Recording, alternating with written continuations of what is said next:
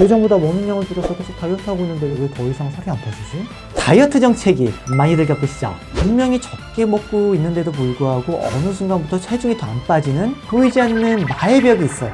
만약 저체중 상태까지 온 것도 아닌데 다이어트 정체기가 왔다면은 안녕하세요. 그걸 알려주는 의사 그날의 김예입니다. 오늘은 얼마나 덜 먹으면 어디까지 살이 빠지고 그리고 요요가 오지 않는지에 대해 말씀을 드릴 건데요. 오늘 보여드릴 데이터에는 몇 칼로리를 덜 먹어야 어디까지 살이 빠지는지가 나올 거예요. 그런데 이게 각각의 성별, 나이, 운동량에 따라서 계산을 하려고 해보면 계산식이 너무 복잡해지더라고요. 그래서 관련된 많은 연구들을 제가 이제 분석을 해서 다이어트 칼로리 계산기를 만들고 있어요. 사실 제가 이 다이어트 칼로리 계산기를 만들려고 며칠간 관련 논문들과 연산들을 분석하느라 잠을 거의 못 잤는데요. 어제 다행히 계산 로직을 다 만들고 제 사촌 동생한테 프로그래밍을 넘겼어요. 아마 이 영상이 올라갈 때쯤이면은 계산기가 다 완성이 되어 있을 거예요. 오늘 내용 보시고 목표 체중을 달성하기 위해 그리고 요요가 오지 않도록 하기 위해 얼마나 덜 먹어야 하는지 궁금하신 분들께서는 아래 상단 고정 링크로 들어오셔서 개개인의 나이, 연령, 운동량에 맞게 확인해 보시기 바랄게요. 참고로 이번 영상은 뒷부분이랑 약간은 아니고 좀 많이 어색하게 다를 수 있는데 이해 부탁드릴게요.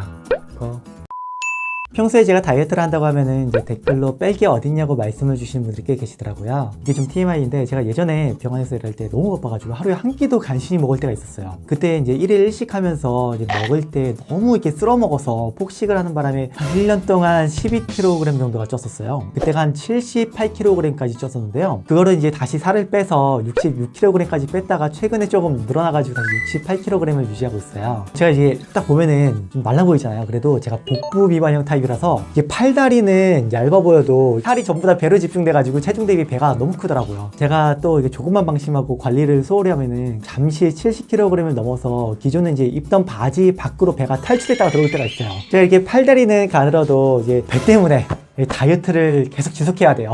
그런데 이게 그날이를 하다 보니까 이 논문 볼 시간 때문에 시간이 좀 없어서 운동을 좀 게을리 할 때도 있고 그러다 보면은 뱃살 관리도 쉽지가 않더라고요. 그리고 제가 닥터 에비던스에서 다이어트 쪽으로 연구를 계속하는 입장이다 보니까 저도 뭐 다양한 다이어트법을 직접 해보기도 하고 많은 연구 데이터들을 분석하고 있는데요. 자, 그래서 오늘부터 다이어트와 관련된 연구들을 기반으로 다이어터 분들과 유지어터 분들께 정확한 근거로 도움이 될 수 있는 정보를 드리도록 할게요. 참고로 예전에도 제가 다이어트와 관련된 영상들을 업로드를 했어요. 제가 그때 업로드했던 게 뭐 다이어트 보조제나 의약품들 그리고 간헐적 단식, 저탄고지 효과 등에 대해서도 근거로 설명드렸으니까 관심 있는 분들께서는 참고 부탁드릴게요. 다이어트 정체기 많이들 겪으시죠? 간혹 몸무게가 더 이상 안 빠진다고 힘들어하시는 분들이 계신데요. 몸무게는 절대 살이 아니에요. 우리가 이게 살을 뺀다는 거는 그 체지방을 빼는 것이지 이 근육을 빼는 게 아니니까요. 그래서 단순하게 몸무게만 보기보다는 가급적 운동을 해서 근육량은 유지를 하되 체지방을 뺄 수 있도록 신경을 되게 많이 써야 하는데요. 하지만 그럼에도 불구하고 운동 효과를 배제한 그 식단 단독으로 어디까지 체중 감량이 이루어지는지를 알아야 될 필요는 있어요. 그래야지 우리가 그에 맞는 식단 계획을 세울 수 있으니까요. 하지만 운동의 효과를 배제한 이 식단 조절의 효과를 단독으로 분석하다 보면은 분명히 적게 먹고 있는데도 불구하고 어느 순간부터 체중이 더 안 빠지는 보이지 않는 나의 벽이 있어요. 예를 들어서 몸무게가 한 80kg 나간다고 해볼게요.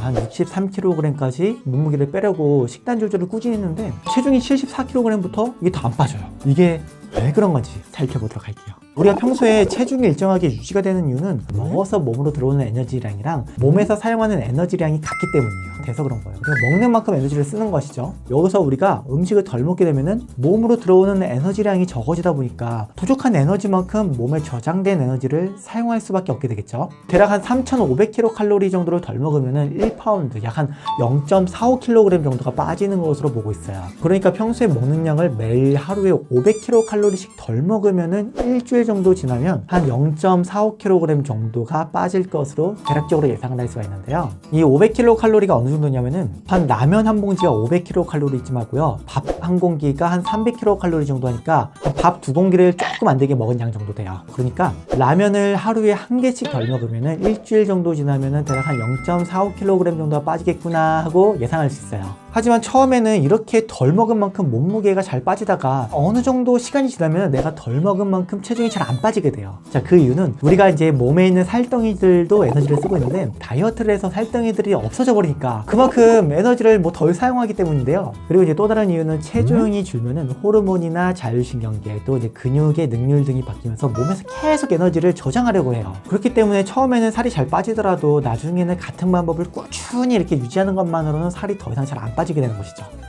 다음 논문에서는 관련된 연구를 모아서 수치적으로 분석을 했어요. 그 결과가 지금 보여드리는 표인데요. 키 163cm 40세 여성을 기준으로 운동량의 변화가 없을 때 지금보다 얼마만큼 덜 먹으면 체중이 어디까지 빠질 수 있는지를 계산한 것이에요. 표가 복잡해 보니까 같이 한번 보면은 예를 들어서 163cm의 40세 80kg 여성분이 한 17kg을 감량할 계획이라고 해볼게요. 이분이 운동 없이 식단 조절만으로 해서 살을 빼게 되면은 평소에 먹는 양보다 매일 하루에 100kcal씩 덜 드실 때 시간이 한참 지나면 체중이 5.9kg까지는 빠져요. 그런데 매일 100kcal씩 꾸준히 적게 드셔도 이 이상은 빼기가 어려워요. 이제 다이어트 정체기가 온 것이죠. 이때가 되면 이런 생각이 들 거예요.